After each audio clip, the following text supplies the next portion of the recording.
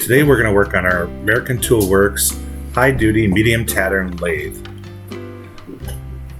We're going to clean up the cross slide in the compound.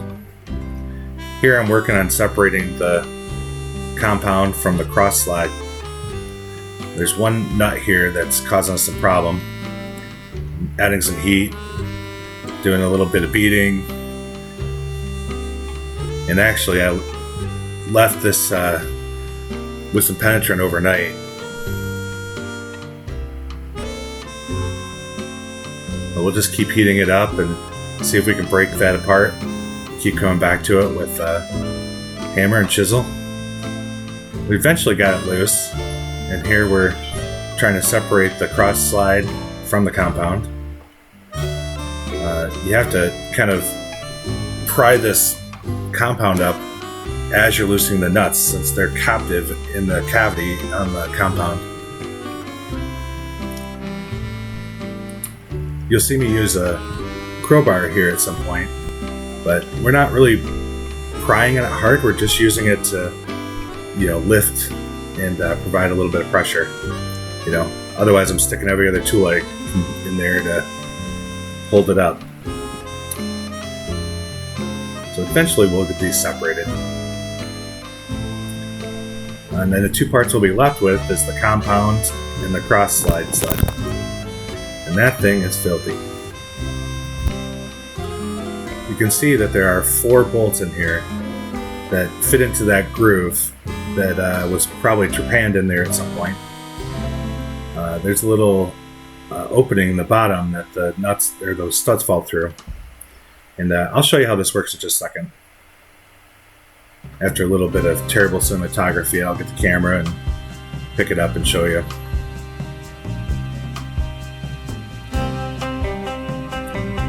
For some reason, this clip repeats, but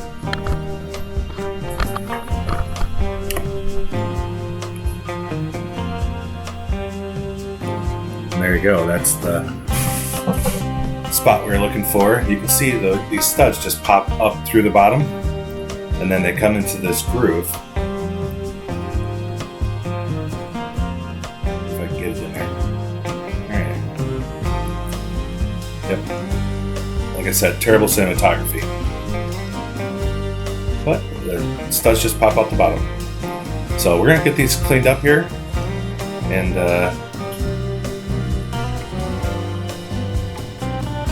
show you the next steps.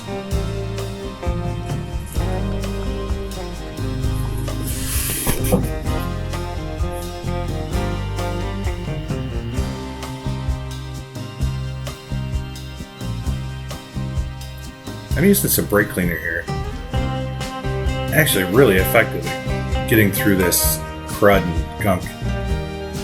Eventually I'm going to put these in the evaporust, and I really want to get all the oil off the surfaces so we can get that evaporust to the bare metal that's showing.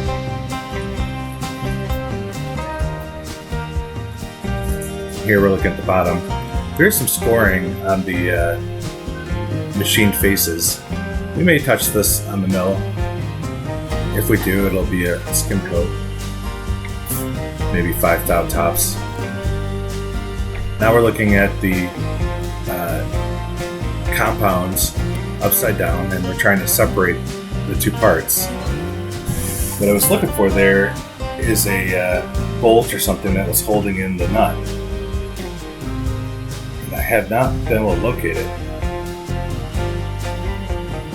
So then I decided maybe I can just slide the lead screw out. So I decided to pull the taper pin out of that handle, which was pretty easy.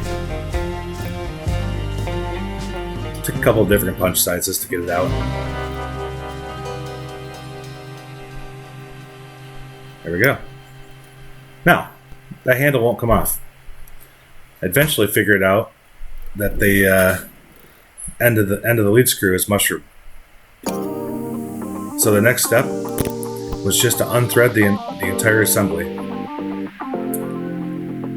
Just using a spanner wrench here to back out the collar, and then we'll unthread the entire assembly out. And there we go.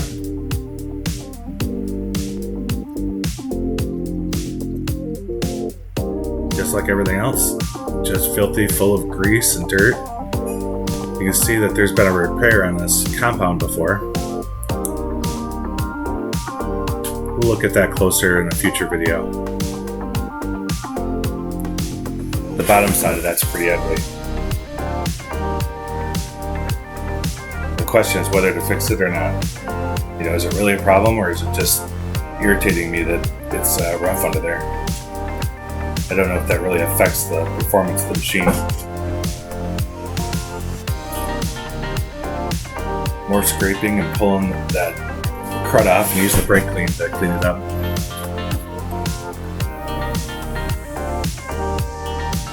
The machine's over 100 years old. I think it's from the 19-teens. Hopefully I'll find a date or a serial number on this and be able to confirm that.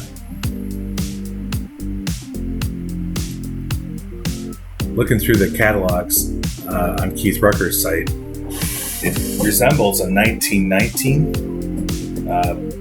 but some of the paperwork I show says it's for the 1913 through 1915, so I'm not sure how much these patterns changed in the early teens or the late teens.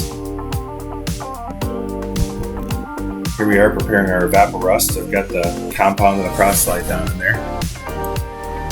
Now we're going to work on the smalls. Nuts, bolts. Eventually we're going to see the gibs. The camera was cutting out quite a bit during this process, so we missed some content here. So next step for the project is to attack the apron, and we'll do that in the next video. We'll separate the saddle from the apron and see why this apron is and the carriage is all locked up and doesn't want to move. That's it for this week. Thanks for joining.